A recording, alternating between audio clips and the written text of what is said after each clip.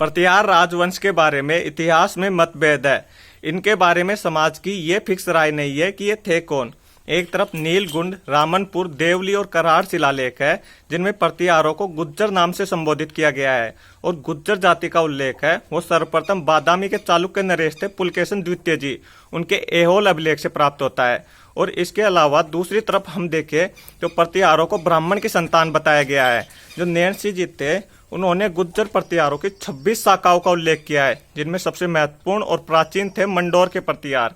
और ये ब्राह्मण की संतान कैसे हुए ये भी जान लेते हैं। दरअसल हरिश्चंद्र जी नामक एक ब्राह्मण थे जिनको रोही लद्दी के नाम से जाना जाता था और उनकी 2 पत्नियां थी, एक ब्राह्मणी पत्नी थी और दूसरी थी छत्राणी पत्नी भद्रा। और ब्राह्मणी पत्नी थी उससे उत्पन्न प्रतिहार हुए वो ब्राह्मण प्रतिहार, और जो छत्राणी पत्नी भद्रा जी थी उनसे उत्पन्न प्रतिहार हुए वो क्षत्रिय प्रतिहार कहे जाने लगे।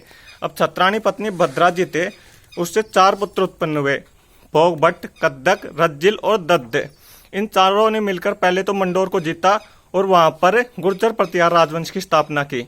वैसे तो इनमें रज्जिल जी थे ना वो तीसरे पुत्र थे, फिर भी मंडोर की वंशावली इन्हीं से प्रारंभ होती है और इनका पोता था नागभट्ट प्रथम जी, वो बड़ाई प्रतापी शासक था।